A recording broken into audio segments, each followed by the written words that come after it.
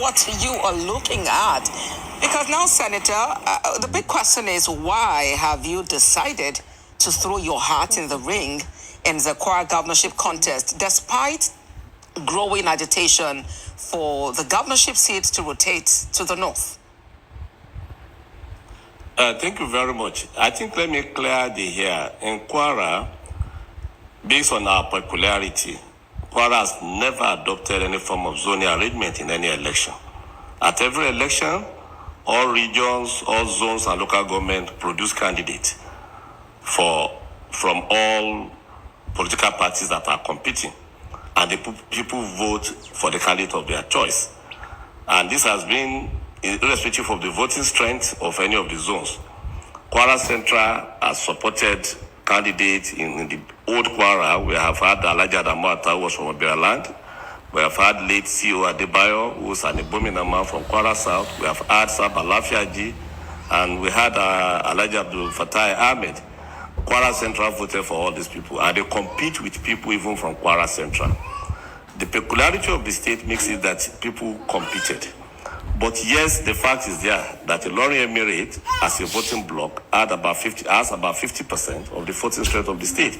But this has not been used not to vote for other places or candidates from other places. That's one. But to the second part of your question, I felt governance should not be about, or leadership should not be about your origin. Rather, it should be about your capacity, your competencies, your capability, and your track record of performance.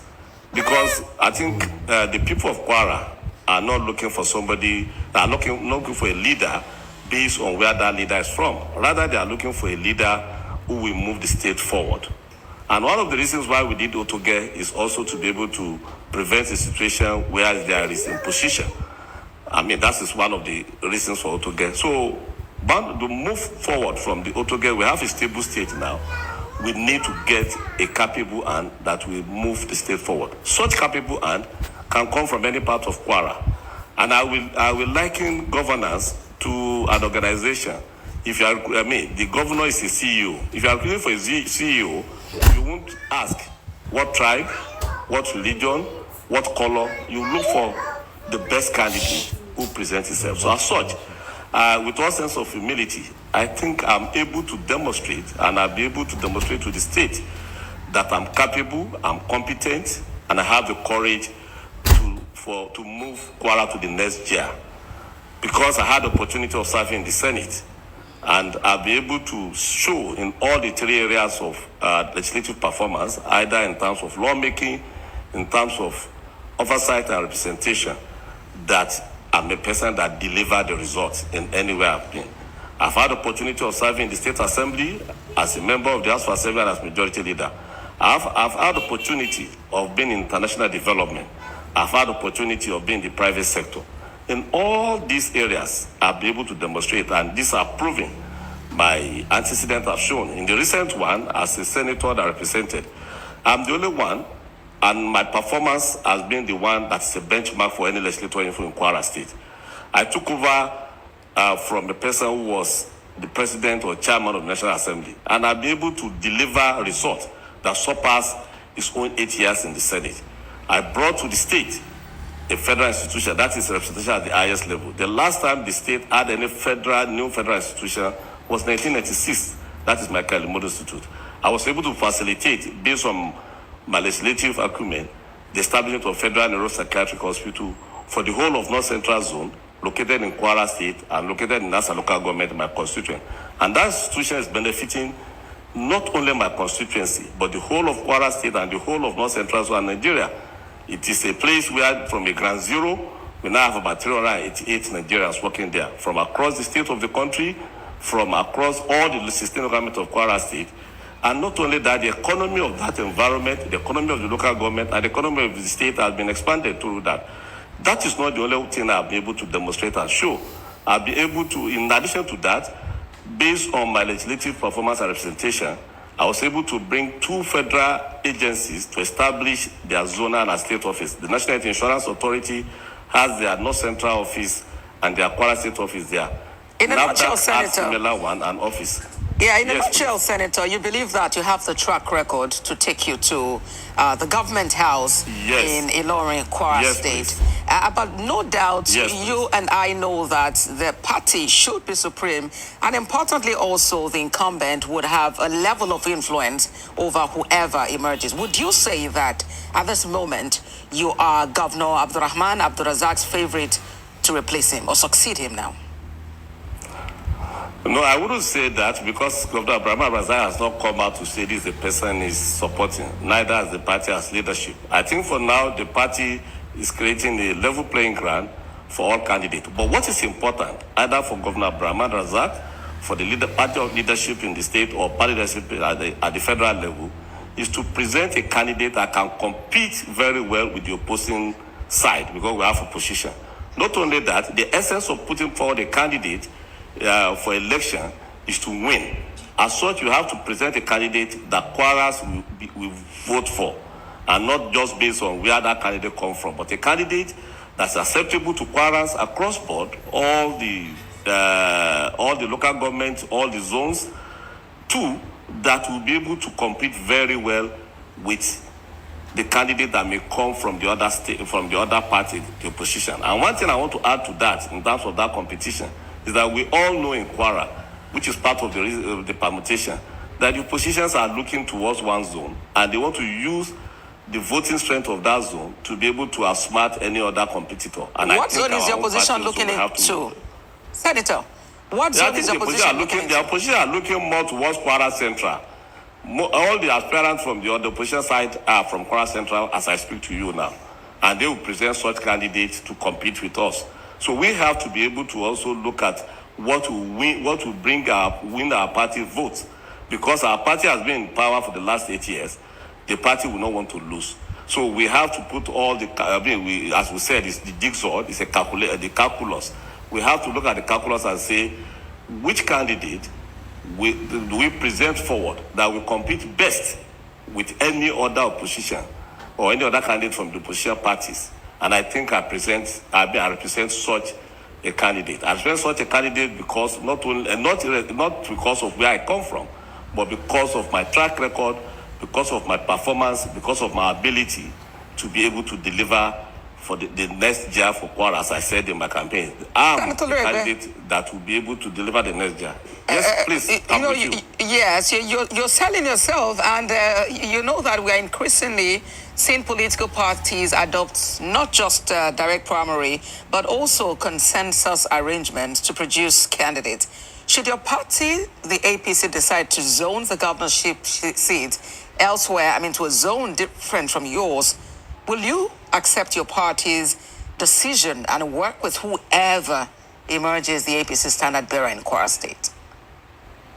Oh, definitely. I'm a party man. I've been in the Progressive Party since 2011. I contested for Senate under the ACN in 2011. When we moved out because of the peculiarity of Kwara as a bloc, and we were in PDP, I was still in the party, despite the fact that I was denied even the candidature. And the recent one, in 2022, I was denied a return seat to the Senate. But I thank God for that, because that's been able to show now between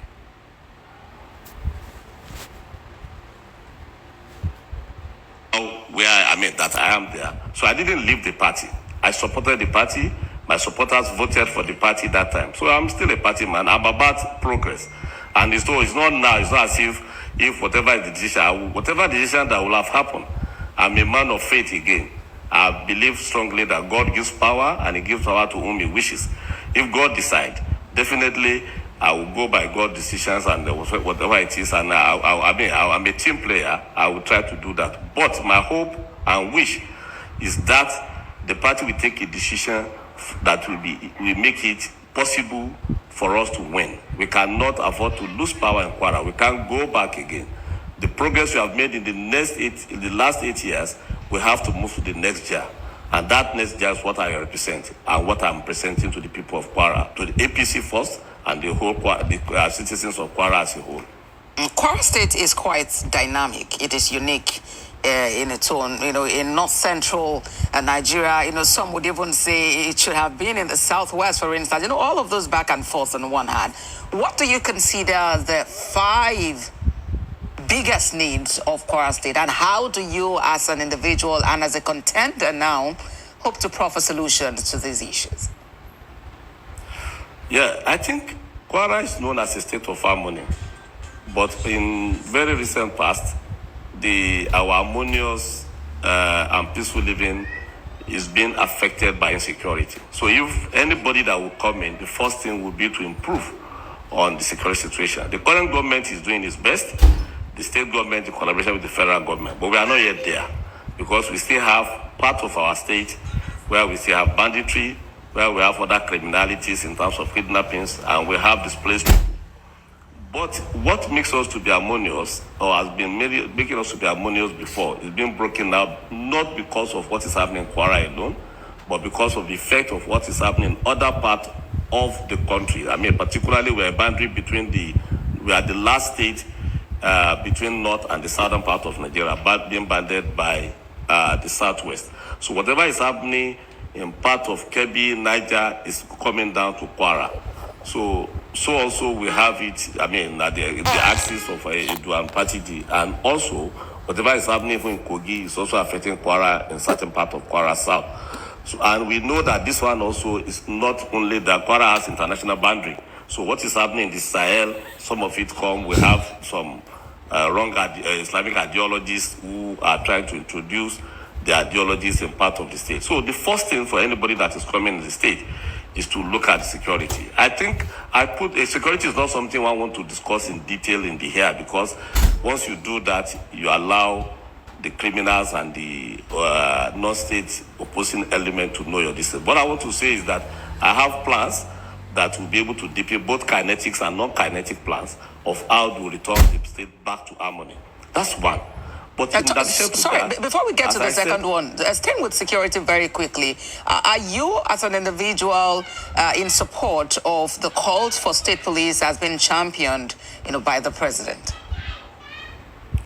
Oh yes, I was in the Senate. I voted the last time for that. Before, many states did not vote. That's why it didn't pass through when I was in the ninth Senate. I am, but with proviso that the constitutions and whatever the other extant law that will be made will be very clear, because the fear of why the state police have been a challenge in Nigeria is what our experience as a country in the First Republic, when we had the native police and so on, how it has been used and how it has caused a problem. Of course, our military experience, which brought a kind of unity and a kind of commerce system to the country, made us to be. So in which case, we have to learn from that lesson in implementing state police. But it's not about state police alone. That is a kinetic effect.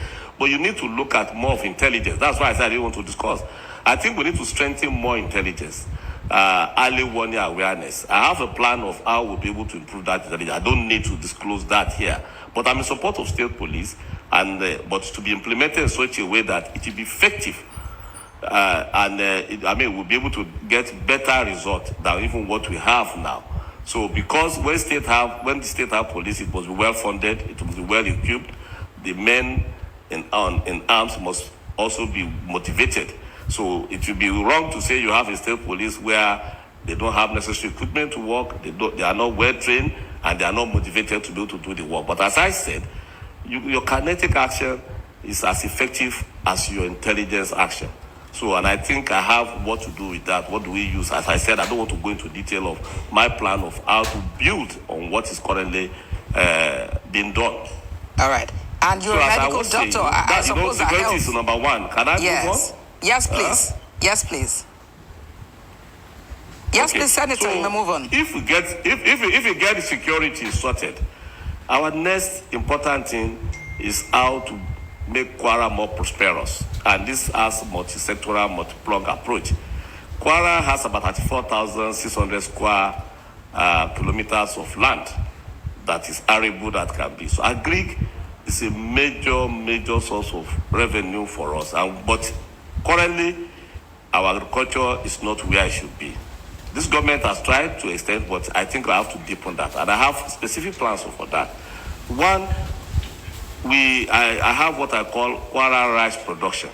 We have about 24,000 hectares of land with water where we can grow rice. And I think I have a plan to say that annually we can produce about 2.4 metric tons of rice in Kwara, which will be a production. That only will not be about feeding ourselves, but it will be about generating income. But to do this, we need to also get necessary input that will make farmers to be able to work. We need to organize farmers better. And we need to change the budgeting line for agriculture so that budget for agriculture will be in line with agricultural season. It won't be just like number budget. So agric is one of the things that with agric value chain. In addition to food crops, Kwara is a producer of many cash crops, cashew nut, berry seed, and so on and so forth. But in addition to agric, Kwara is also a mineral resources rich environment. We have lithium. In Kwara, we have gold, we have gemstones, we have stones that for ceramic and so on. One of the drivers of insecurity in Kwara is this mining thing, and I think it's something that we need to address. We have artisanal miners. We need to be able to organize them better and be able to identify illegal miners. But we need to go beyond that to go into what we call organized commercial mining that will generate resources, but not only for us to produce the raw metals, but to be able to process it. I mean, I look at a situation where we can have a hub to produce, to convert lithium to lithium batteries in Kwara, have ceramics where we have this, and not even, we have to develop and improve on our gold before we export it. Don't export just raw. So putting this, mining is another area where I think that is part of our prosperity plan. Of course, livestock is another thing. Kwara is a livestock producing state. But it's one of those things that also drive what we call other farmers' crisis. But to be able to resolve this one, my plan will be to improve on the breeding as well as feeding pattern for the cattle. Because the cattle that we do have now, their milk production is very poor compared to their potential. Because of so are you in support of open grazing? All of it. So are you in support of I'm not in open support grazing? of open grazing. Okay. No, open grazing will not be. What I will be support is to make grass a crop, where you produce grass and feeds, and cows will be stationed in ranches. That is organized. If the local farmer can be organized, in which case we'll be able to eliminate this farmer others crisis. So the other one is for us to be able to. We have to link our education to our economy. So one of my plan is to be able to improve on STEM education in the state. We have large number of youth, but we need to be able to make them STEM compliance. We need to improve on tech, and then get Kwara young people to become tech savvy in such a way that we can export technology outside. Senator, So I hear you this- on that, that's- but then I have a proposition for you, and this is something I say every time. You know, we are quick to talk about STEM, science, technology, engineering, mathematics, but we forget a critical Yes. element, which is arts. We seem to leave out arts. So can we just try to make it STEAM, add arts to the mix, and see what the creative industry can also give us alongside? No, the science? I'm coming to that. I'm coming Okay, to that but we because don't if have a the lot of current time. government in Kwara, hold on, current government in Kwara has done quite a number of things on creative arts. We have a hub, sugar studio in Kwara now, which is where people can produce film. So creative arts and tourism are important source of income also. But why you have to talk of STEM in Nigeria is because I'm a scientist myself, I'm a trained medical doctor. But you see, over time, we have relegated sciences and related subjects to the background. People establish universities. Most of these universities and institutions produce products that are not employable because of the courses they read, because of the lack of skills and capacity. If we have to move our country, generally our state higher, we need to give. When I talk about STEM, it's not only learning science, just the theory and so on. It's about giving skill to people. It's about making people. In those days, we had technical colleges. So even So we need to revive those, Senator. Yeah, I agree with you about that, to ensure that we're actually able to meet the future of work, because it's not just about theory, but it has to be practical. But we're wrapping up the conversation. If you were to rate the administration of Governor Abdurrahman Abdurrazak in the past almost 7 years, with on a scale of 1 to 10, with 10 being the highest, what figure would you give him? Well, I'll give him about 7, because we inherited a state that was broken. And that's why I said, if you see my policy plan, that he has stabilized the state. We inherited a state where in education, if you look at education, our primary school for 7 years was not funded the way it should be. Kwara was not paying its counterpart fund for UBEC. So infrastructures, teachers, learning things were not there. He has been able to reverse this. He has renovated, he has equipped, and Kwara is right. You see Kwara children but in the health sector also, he has done quite fantastically. Kwara within North Central has consistently in the last 3 years won the best state. All right, Senator. 500 award on the best in terms of primary health care performance. So and so on and so forth. And in addition to that, you see urban development, urban renewal programs. Senator. So I'll score him about 7. All right then. I've been speaking with